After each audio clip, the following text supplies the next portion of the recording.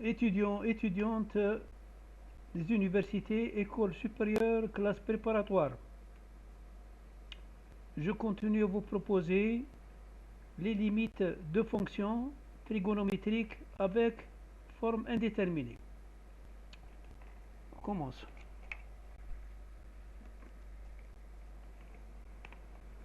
Calculer limite quand x tend vers 0 de 1 moins cosinus 2x sur sinus carré 2x. Quand je remplace x par 0, j'ai 1 moins 1 c'est 0 sur 0, forme indéterminée. Alors, je vais utiliser, donc généralement je vais utiliser les limites usuelles. Alors, limite quand x tend vers 0 de 1 moins cosinus 2x sur sinus carré 2x, c'est ça, je fais sortir 2x au carré, je mets au dénominateur, je le retrouve au numérateur, et j'utilise sinus carré x avec 2x au carré. Pourquoi? Parce que je vais avoir cette forme. Et je sais que sinus 2x sur 2x, la limite quand x tend vers 0 est égale à 1. Et ici, c'est égal à 1 demi. Voilà. Donc, 1 demi multiplié par 1, c'est 1 demi. C'est le résultat. Pour rappel, la limite quand x tend vers 0 de sinus 2x sur 2x est égale à 1. Et la limite de 1 cosinus 2x sur 2x au carré est égale à 1 demi.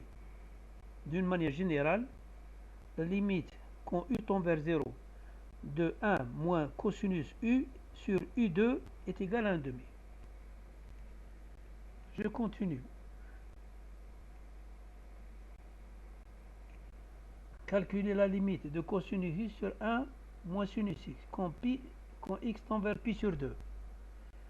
Quand je remplace x par pi sur 2, j'ai le cosinus pi sur 2 c'est égal à 0. Et le sinus de pi sur 2 est égal à 1. 1 moins 1 c'est 0, donc 0 sur 0, forme indéterminée. Posons t égale pi sur 2 moins x. Quand x tend vers pi sur 2, t tend vers 0. Je connais donc les formules trigonométriques. Cosinus pi sur 2 moins t est égal à ça, c'est sinus t. Sinus pi sur 2 moins t est égal à ça, cosinus t. Je vais remplacer. Alors, je passe de x vers pi sur 2, de t vers 0. C'est ce qui nous intéresse. Pourquoi je mets t tendant vers 0? Pour utiliser les limites usuelles, telles que sinus t sur t, etc. Donc, vous voyez cette expression, je vais la diviser par t, et je vais multiplier par t.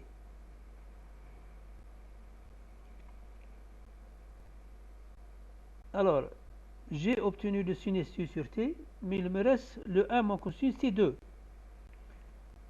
Si je mets ici c'est t, donc j'ai ajouté, je dois le rendre ici. Si je dois ajouter t, ça me fait t2, mais je dois enlever t. Donc, j'aurai donc 1,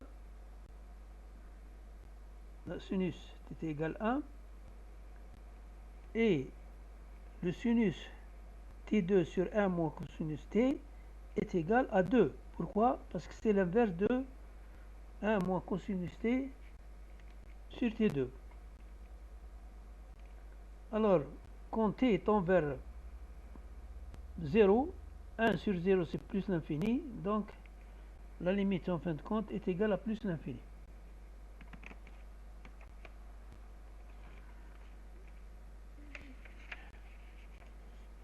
Voilà.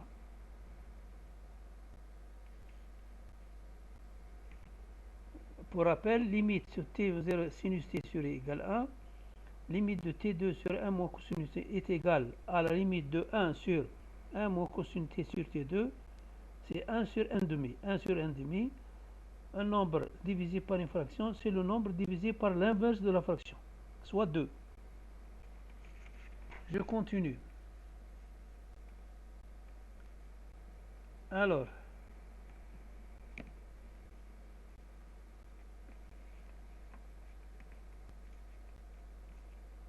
calculer la limite quand x tend vers 0 de cosinus x moins racine carrée de 1 moins x2 sur x4.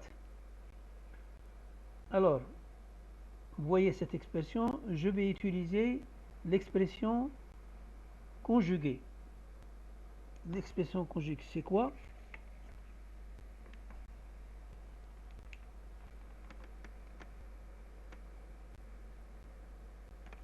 C'est plus.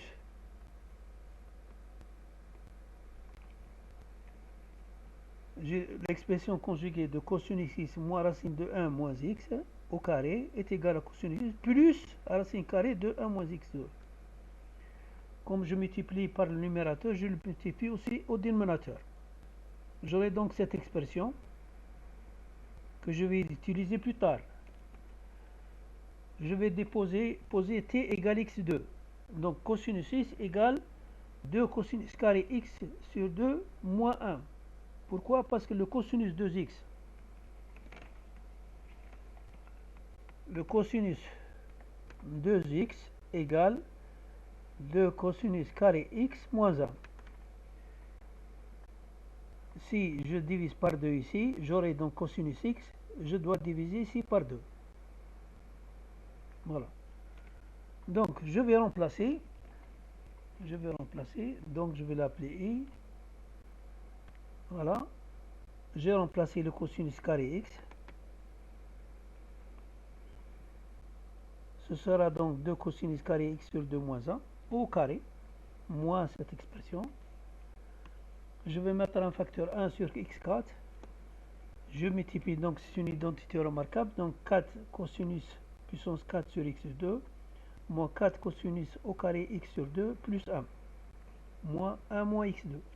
Toujours avec la même expression. Je n'ai pas changé.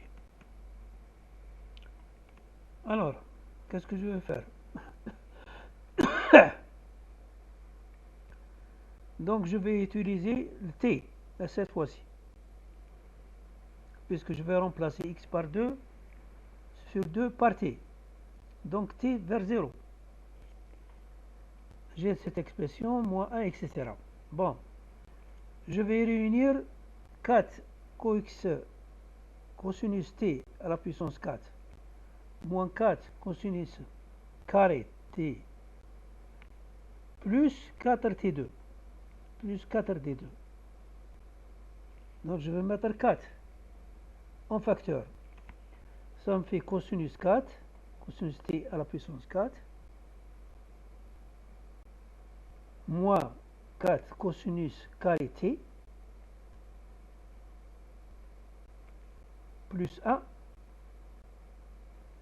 Pourquoi j'ajoute ici moins cosinus carré t et je le retranche ici, plus cosinus carré t, pour garder toujours les mêmes valeurs. Le 1 moins 1, je l'ai ici, et le 1, je l'ai ici. Qu'est-ce que j'ai ajouté? J'ai ajouté moins cosinus carré x, cosinus carré t, plus cosinus carré t. Pourquoi? Pour avoir une identité remarquable. J'aurai donc cosinus t à la puissance 4, moins 2 fois cosinus carré t. C'est ça. Plus 1, le reste, ce sera t2 moins 1 plus cosinus carré t, sur toujours la même expression. Alors, ce sera donc, vous voyez bien qu'il s'agit d'une identité remarquable, c'est le cosinus t au carré, moins 1 au carré, moins plus t2 moins 1 plus que etc. Toujours 1 sur t4 et 1 sur 4. Pourquoi 1 sur 4? Parce que 4 sur 16, c'est 1 sur 4. 4 fois 4, 16 et 4. Donc je supplie 4, il reste 1 sur 4.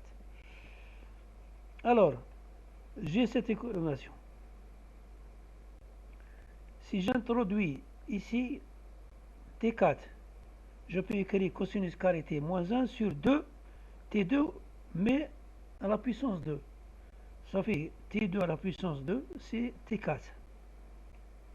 Plus le reste. Mais ça, le cosinus carré t moins 1, je peux le décomposer A2 moins B2. Je peux le décomposer en facteurs. C'est A moins B facteur de A plus B. Mais au carré. Au carré. Sur T4. Plus la même expression. C'est quoi ça? Ça veut dire cosinus carré moins 1 au carré sur T2. Pourquoi T2? Parce que T2 à la puissance 2, c'est T4. Cosinus T plus 1 au carré. Plus l'expression que je ne vais pas changer.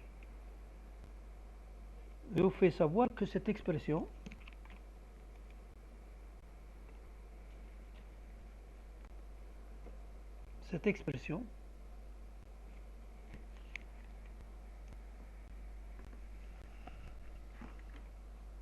je vais l'encadrer.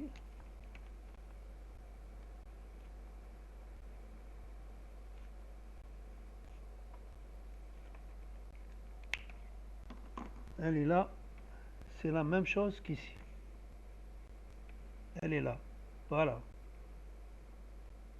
I. C'est I. C'est la même expression. Quand x tend vers 0. Ici, quand t tend vers 0. C'est la même chose.